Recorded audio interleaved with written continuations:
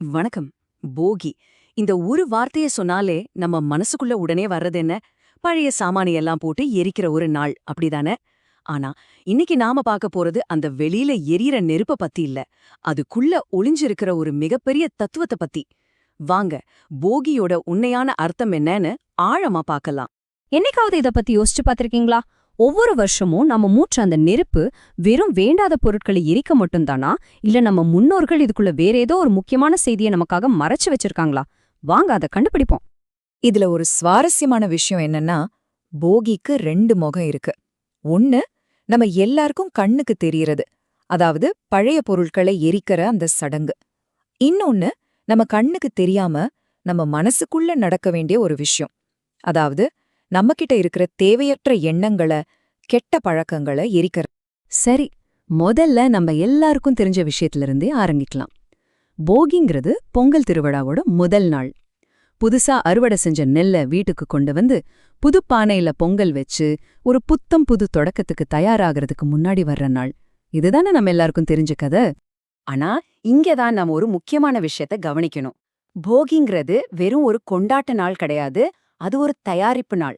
ஆமா, ஒரு புது வருஷத்த, ஒரு புது வாழ்க்கையை தொடங்குறதுக்கு முன்னாடி நம்மள நாம தயார்படுத்திக்கிற நாள். நம்மள நாம சுத்தப்படுத்திக்கிற ஒரு நாள். அப்போ பழையன கழிதல் அப்படின்னு சொல்றாங்களே, அதுக்கு உண்மையான அர்த்தம் என்ன? நாம வெளியில இருக்கிற அந்த பழைய துணி, பழைய பாய் எல்லாம் வெறும் ஒரு அடையாளம்தான். உண்மையான பழசு நம்ம வீட்ல இல்ல, நம்ம மனசுக்குள்ள தான் இருக்கு. அதத்தான் நாம முதல்ல கழிக்கணும். போகின்னு சொன்னதும் நம்ம மனக்கண்ணுல வர்ற காட்சி இதுதானே. பழைய பாய், உடைந்த நாற்காலி, வேண்டாத துணிமணிகள்னு எல்லாத்தையும் ஒன்னா சேர்த்து நெருப்புல போடுறது. ஆனா நான் திரும்பவும் சொல்றேன், இது வெறும் ஒரு சிம்பல். உண்மையான குப்பை வேறெங்கேயும் இருக்கு. அப்போ நாம உண்மையா எரிக்க வேண்டிய அந்த மனக்குப்பை என்ன? அது கண்ணுக்கு தெரியாது. அது நம்ம மனசோட மூளையில ஒளிஞ்சிருக்கும். அதுதான் நம்மளோட சோம்பல். எந்த ஒரு விஷயத்துக்கும் சாக்குப்போக்கு சொல்ற பழக்கம். எதை பார்த்தாலும் குறை கண்டுபிடிக்கிற அந்த மனநிலை. அப்புறம் எல்லாத்துக்கும் மேல நமக்குள்ளேயே ஒலிக்குமே ஒரு குரல், உன்னால முடியாதுன்னு. அந்த பலவீனமான குரல் தான். இந்த மனக்குப்பைகள் எதுவுமே வெளியில தெரியாது. ஆனா ஒரு கரையான் மாதிரி நம்ம வாழ்க்கைய உள்ளுக்குள்ள இருந்தே கொஞ்சம் கொஞ்சமா அரிச்சு, எரிச்சு, கடைசில ஒண்ணுமே இல்லாம சாம்பலாக்கிடும். இதுதான் நாம கவனிக்க வேண்டிய உண்மையான ஆபத்து.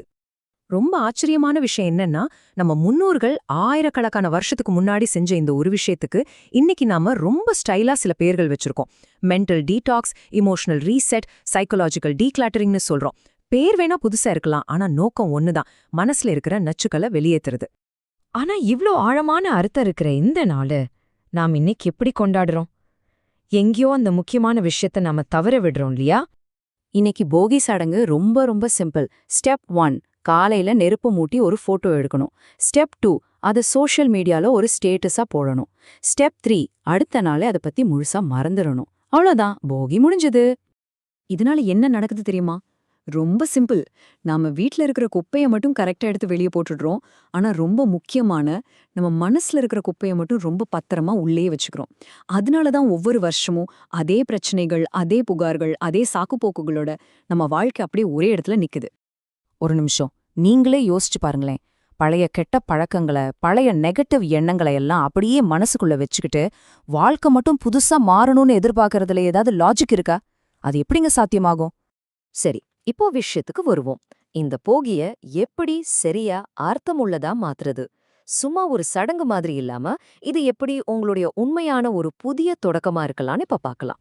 முதல்ல நாம புரிஞ்சுக்க வேண்டியது ஒண்ணே ஒண்ணுதான். உண்மையான போகிங்கிறது வெளியில நெருப்பு மூட்டுறதுல இல்ல. அது நமக்குள்ள நாம எடுக்கிற ஒரு உறுதியான முடிவுல இருக்கு, ஒரு தீர்மானத்துல இருக்கு. இது ரொம்ப எளிமையான ஆனா ரொம்ப சக்தி வாய்ந்த ஒரு பயிற்சி. ஒரு சின்ன பேப்பர் எடுங்க. உங்களுக்குள்ள நீங்க மாத்தணும்னு நினைக்கிற அந்த பழக்கத்தை எழுதுங்க. எழுதிட்டு அத பார்த்து மனசுக்குள்ள உறுதியா சொல்லுங்க, இது இனிமேல் எனக்கு வேண்டாம், இது என்னோட ஒரு பகுதி இல்ல. அவ்வளவுதான். அந்த நொடியிலிருந்து உங்களுடைய புதிய ஆரம்பம் தொடங்குது. ஆக, போகிய இனிமேல் ஒரு வெறும் விடுமுறை நாளா பார்க்காதீங்க. அது வருஷத்துக்கு ஒரு முறை நமக்கு கிடைக்கிற ஒரு பர்சனல் ரீசெட் பட்டன். மனசு ஒரு முறை ரீபூட் செஞ்சு ஃப்ரெஷ்ஷா அடுத்த கட்டத்துக்கு போறதுக்கான ஒரு சூப்பரான வாய்ப்பு. கடைசியா இந்த ஒரு விஷயத்த மட்டும் நல்லா ஞாபகத்துல வச்சுக்கோங்க. பழையத இறுக்கமா பிடிச்சுக்கிட்டே வாழ்க்கையில புதுசா ஏதாவது நடக்கணும்னு நாம எதிர்பார்க்கறது முட்டாள்தனம். இதுதான் நம்ம முன்னோர்கள் நமக்கு கத்துக் கொடுத்த பாடம். அதனாலதான் புது பானையில பொங்கல் வைக்கிறதுக்கு முன்னாடி போகி அன்னைக்கு பழையதை எரிக்கிறோம். பழையதை எரிச்சா மட்டும்தான் புதுமை பிறக்கும். இந்த போகி உங்களுடைய புதுமைக்கான தொடக்கமா இருக்கட்டும். நன்றி.